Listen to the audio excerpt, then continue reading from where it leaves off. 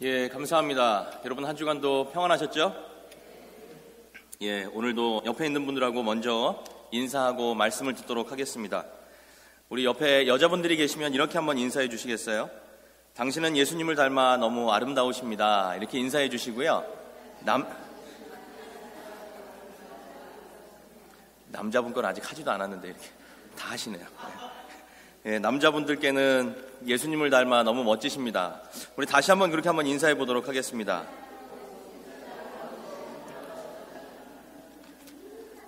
예, 진심이 담겨져 있는지 아닌지 모르겠지만 감사합니다. 우리가 성도로서 가지고 있는 소망이 하나 있다면 그것은 바로 예수님을 닮아가는 것입니다. 예수님을 닮아가는 삶, 또 예수님의 인격을 닮아가는 것, 그것이 바로 모든 그리스도인들이 이루고자 하는 신앙인의 모습이기 때문입니다. 그렇다면 어떻게 하는 것이 예수님을 닮아가는 모습입니까? 우리가 예수님을 닮아가기 위해서 그리스도인의 삶 가운데 반드시 일어나야 할 사건이 하나 있는데요. 그것은 바로 예수님의 죽음, 예수님의 부활, 이 예수님의 십자가와 부활을 경험해야 하는 것입니다. 예수님이 십자가에 달려 돌아가신 것처럼 우리들의 옛 성품이, 옛 사람의 모습이 십자가에 죽어야 하고요. 그리고 예수님을 닮아가는 예수님처럼 다시 우리 부활의 인생을 살아가는 것, 부활로 우리의 인생을 드러내는 것, 그것이 바로 예수님을 닮아가는 모습입니다. 사실 말은 쉽지만 우리가 이러한 삶을 살기는 쉽지 않다고 하는 거예요. 예를 들면 이런 것입니다.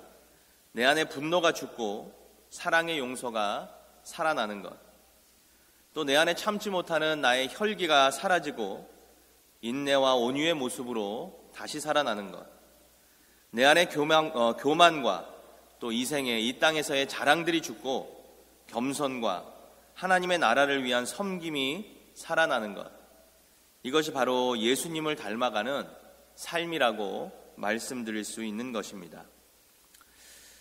저는 오늘부터 3번에 걸쳐서 예수님을 닮고자 하는 성도들의 삶에, 그리고 성도들의 입술에, 성도들의 마음에 이 매일의 삶 가운데 고백되어져야 할 말씀, 그 말씀에 대하여 이야기를 나누려고 합니다.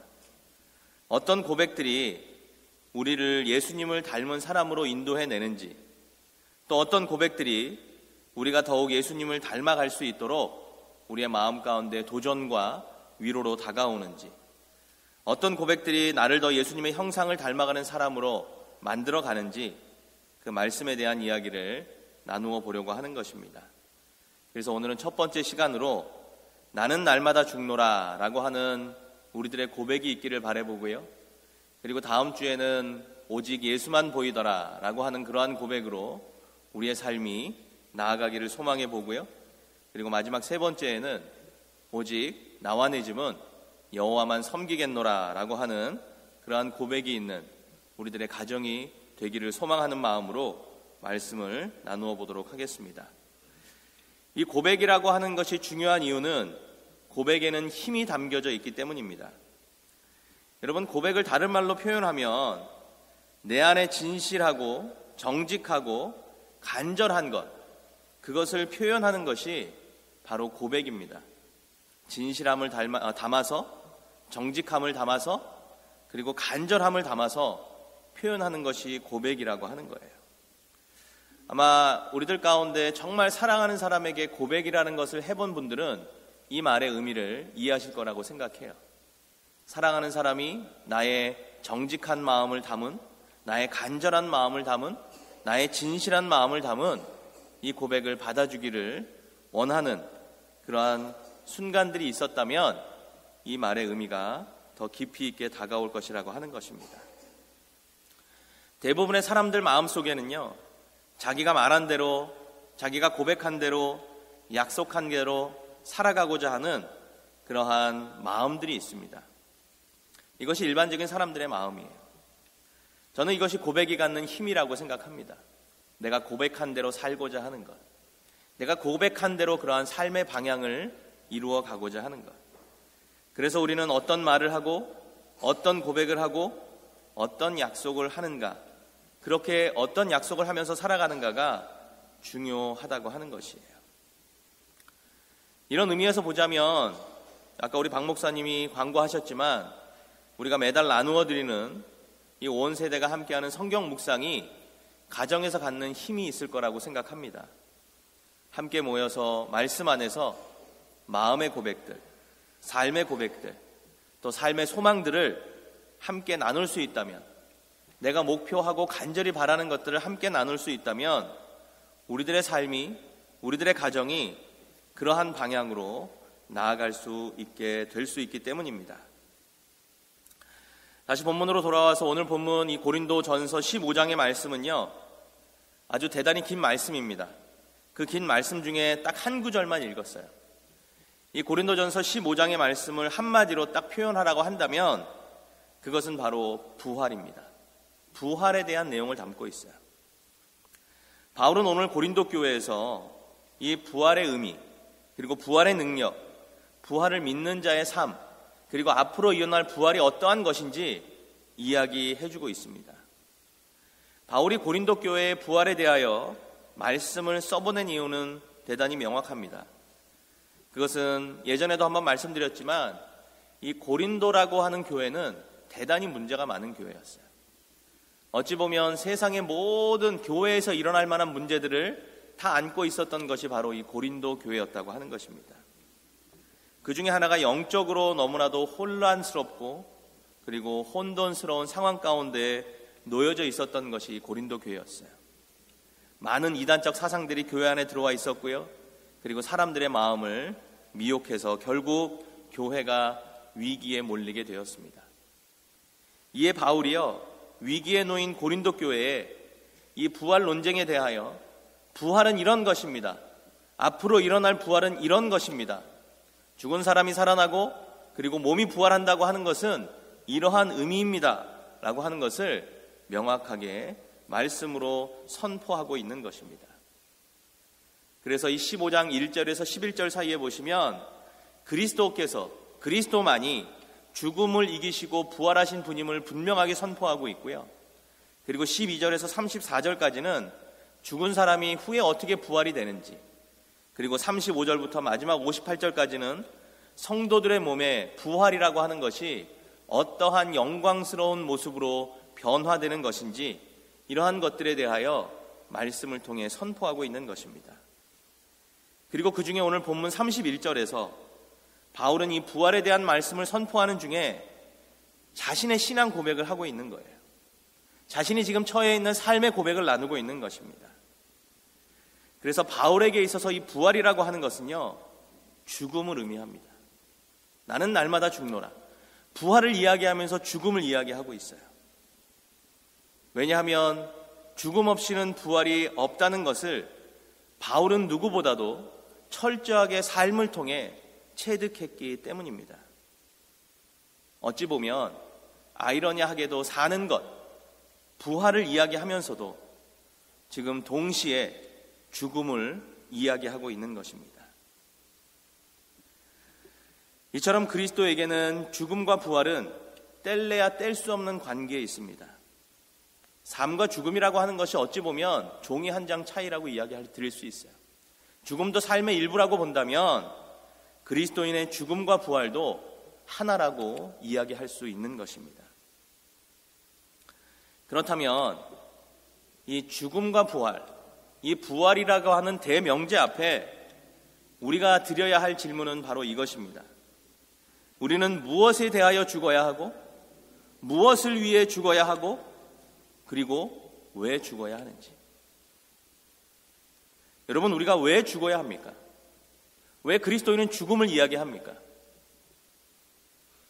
간단하게 말씀드리면 오늘 바울이 이야기한 것처럼 죽음이 없이는 부활의 영광에 참여할 수 없기 때문에 그래요. 그래서 우리는 죽어야 합니다. 십자가의 죽음이 없이는 부활의 영광에 참여할 수 없는 것이 그리스도인의 삶이기 때문에 그래요.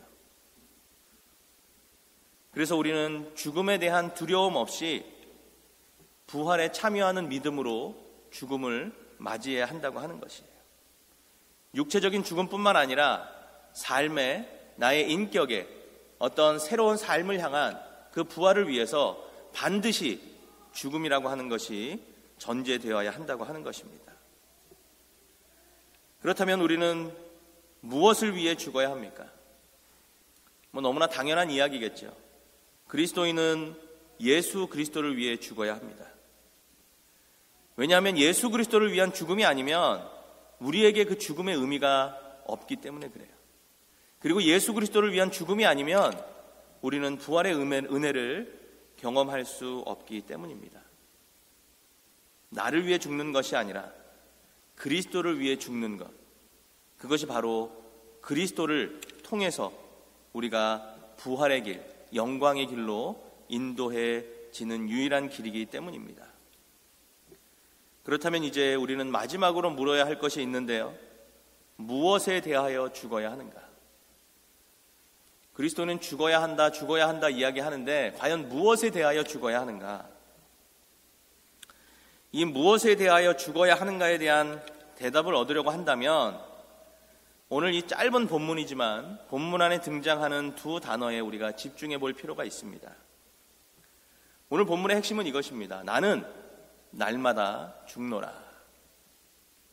바울은 매일매일 죽어야 한다고 선포하고 있는 것이 뿐만 아니라 본인은 그렇게 죽음의 삶을 살고 있다고 이야기하고 있는 것입니다. 이 짧은 말씀 안에 등장하는 나라고 하는 단어와 그리고 날마다라고 하는 단어가 우리가 무엇에 대하여 죽어야 하는가에 대한 질문에 대한 대답을 주고 있다고 하는 것이에요. 나에 대하여 죽고 날마다에 대하여 죽는 것. 여러분, 먼저 나에 대하여 죽는다고 하는 말은요, 말 그대로 내 안에 있는 나의 잘못된 성품들, 나의 욕망들, 나의 욕심, 죄된 마음, 혈기, 잘못된 성품, 이런 것들에 대하여 죽어야 하는 것을 의미합니다. 이것들에 대하여 죽음으로써 내 삶의 겸손과 온유와 자비와 인내와 사랑과 충성과 성경이 이야기하는 그 성령의 열매들 뿐만 아니라 예수 그리스도가 이 땅에서 우리에게 보여주신 귀한 인격의 열매들이 드러나게 되기 때문입니다. 설교를 많이 들으신 분들은 이런 이야기를 들어보셨겠지만 여러분, 바울에게도 연약함이 있었어요. 바울이라고 완전한 사람이 아니었어요. 100% 완벽한 사람이 아니었다라고 하는 것이에요. 그래서 바울이 쓴 초기의 서신들, 그리고 바울이 마지막에 쓴 후기의 서신들을 보면 약간의 차이가 있습니다. 바울의 서신이 후기로 가면 갈수록 바울은 계속해서 자신의 연약함을 인정합니다. 자신이 얼마나 괴수인지, 얼마나 괴물인지, 우리가 보기에는 점점 더 그리스도의 인격을 닮아가는 사람처럼 보이는데도 불구하고 바울은 시간이 지나면 지날수록 더 철저하게 성령의 조명 아래서 자신이 얼마나 죽어야 되는 사람인지, 자신이 얼마나 자신을 십자가에 못 박아야 할 사람인지에 대하여 고백하고 있다고 하는 거예요. 바울에게도 연약함이 있었습니다. 우리에게 알려지기는 바울은 불같은 성격을 가진 사람이에요. 그리고 관용하고 품어주는 마음보다는 굉장히 단호하고 그리고 분명한 사람이었습니다. 그래서 첫 번째 전도 여행에 함께 동행했던 마가라고 하는 사람이 있었죠. 근데 그 마가가 중간에 너무 힘이 들어서 집으로 돌아가 버립니다. 두 번째 전도 여행을 떠날 때 처음 같이 갔던 바나바와 그 일로 의견의 충돌이 생기게 돼요. 바나바는 마가를 다시 데리고 가자. 아시는 것처럼 바나바는 관용과 또 인정도 많고 사랑의 사람이죠. 그러나 바울은 단호했습니다. 그가 보여준 행동을 보면 그는 두 번째 우리가 데려갈 수 없는 사람이라고 하는 것이 바울의 입장이었어요. 결국 그 일로 인해서 그의 아주 절친한 동역자였던 바나바와 다른 길을 걷게 된다고 하는 거예요. 물론 훗날 바울은 이 마가를 자신의 영적인 아들이라고도 표현하면서 계속적으로 영적인 교제를 나누는 것을 우리가 말씀을 통해 볼 수 있게 됩니다. 여러분, 우리 안에는 연약함들이 있어요. 우리 안에는 분명히 잘못된 모습들이 있습니다.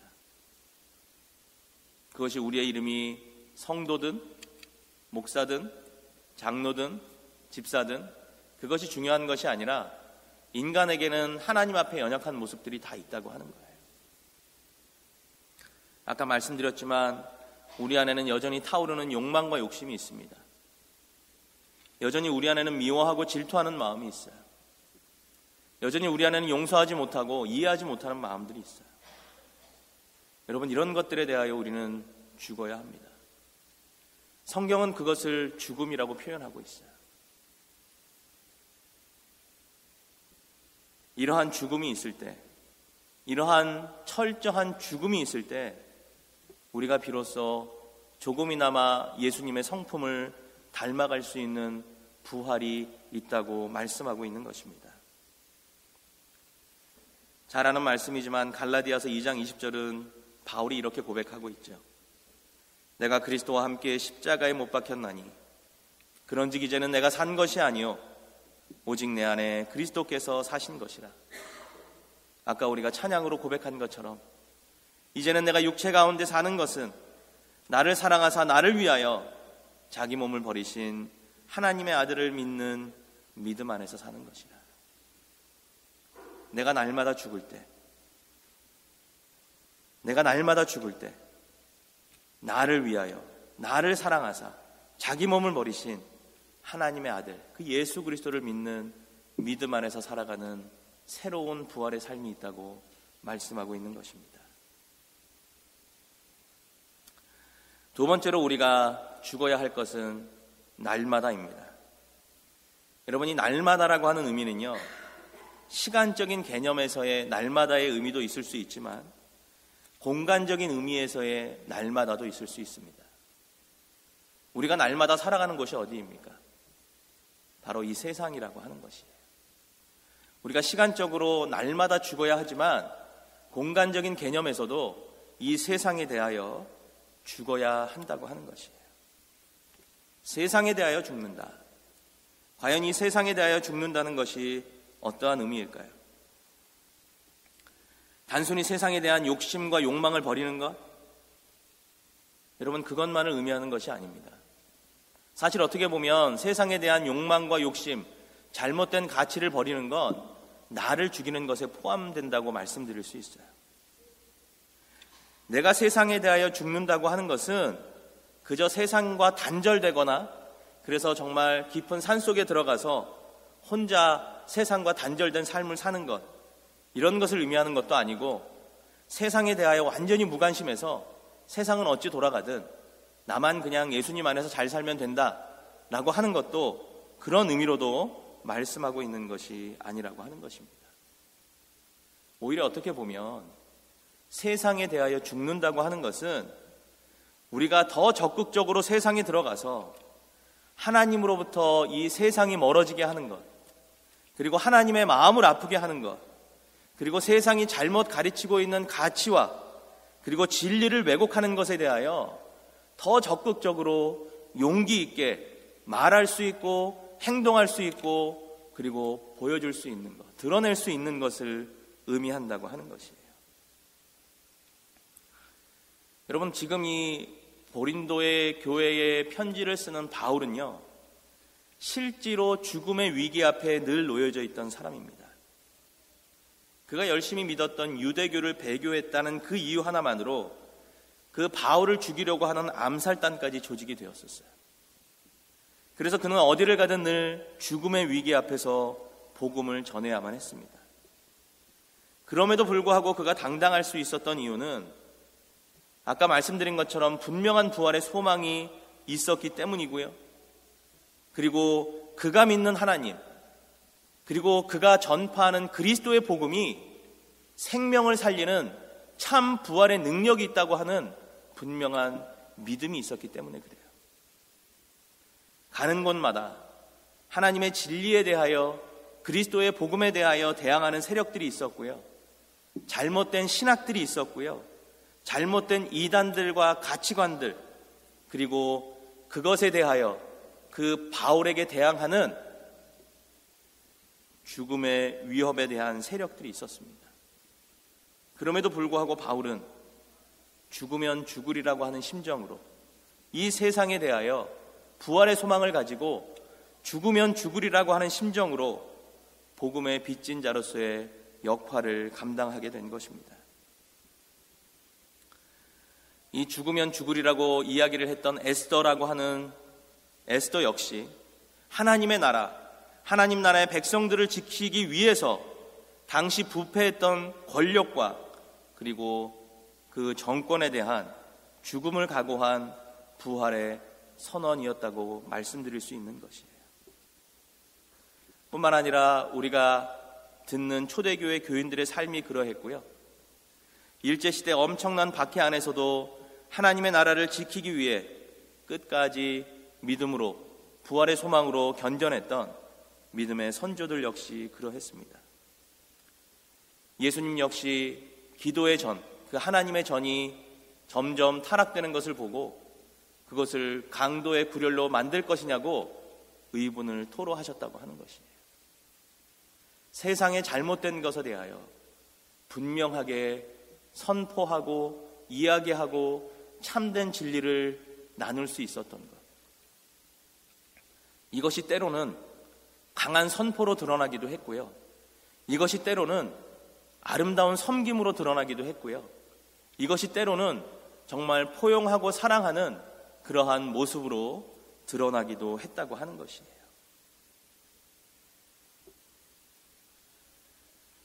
그래서 이 날마다 죽노라의 이 날마다의 핵심은 바로 담대함과 용기 그리고 강한 믿음이라고 말씀드릴 수 있어요. 로마서 16장 19절에 이러한 말씀이 있습니다. 너희가 선한데 지혜롭고 악한데 미련하기를 원하노라. 선한 것에 대하여는 계속적으로 지혜롭게 지켜가고 악한 것에 대하여는 미련할 정도로 끝까지 미련할 정도로 이겨내라고 하는 것입니다. 악한 것을 이겨내는 것, 그것은 다른 사람들은 다 미련하다고 여겨도 끝까지 그것에 대하여 아닌 것은 아닌 것으로, 잘못된 것은 잘못된 것으로, 진리는 진리로, 복음은 복음으로 선포할 수 있는 그러한 담대함과 용기, 그것이 바로 우리가 세상에 대하여 죽어야 할 모습이라고 하는 것이에요. 오늘 이 말씀을 준비하면서 먼저 저의 삶을, 저의 모습을 한번 되돌아보게 되었습니다. 과연 악에 대하여, 잘못된 것에 대하여, 올바르지 못한 것에 대하여 내가 이 세상에 날마다 죽노라라고 하는 고백으로 선포하고 있는지, 또한 이 시대의 교회들을 한번 묵상해 보았습니다.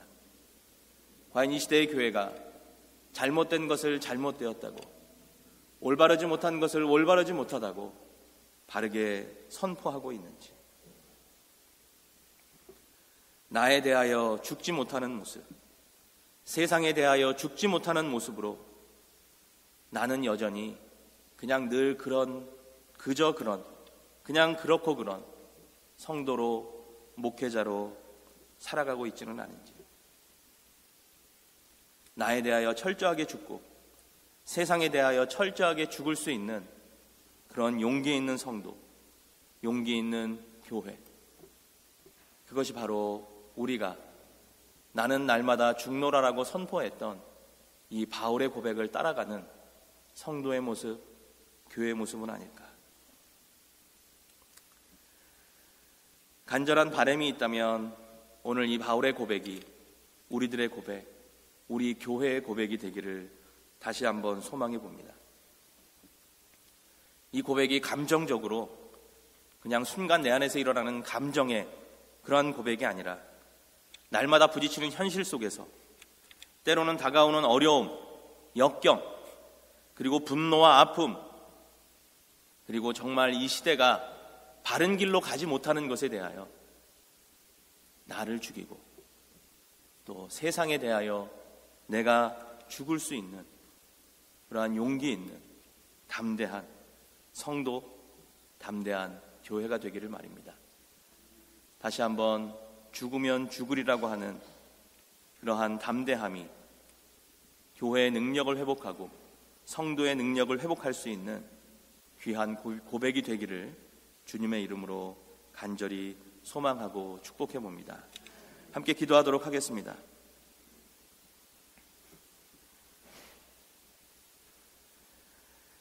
하나님 고맙습니다. 오늘도 바울의 고백, 나는 날마다 죽노라라고 하는 이 고백이 하나님 성도로 살아가는 나의 삶에, 또한 이 시대에 진리를 선포하겠다고 세워진 교회들 앞에 어떠한 모습으로 세워져 가고 있는지 다시 한번 되돌아보고 묵상하게 하셔서 감사합니다. 나의 잘못된 인격과 성품들 앞에 내가 죽을 수 있는 용기를 허락하시옵소서. 이 시대의 잘못된 가치와 잘못된 가르침들 앞에 그것은 정말 잘못된 것이라고, 이것이 진리이고 이것이 복음이라고 용기 있게 선포할 수 있는 날마다에 대한 죽음이 우리 교회들에게 또한 있도록 주님 인도해 주시옵소서. 이러한 죽음들을 통하여 이 땅에 그리스도의 부활의 영광, 부활의 소망, 그리고 부활로 충만한 하나님의 나라가 온전히 세워질 수 있도록 주님 역사해 주시옵소서. 감사합니다. 주님, 예수님의 이름으로 간절히 기도하옵나이다.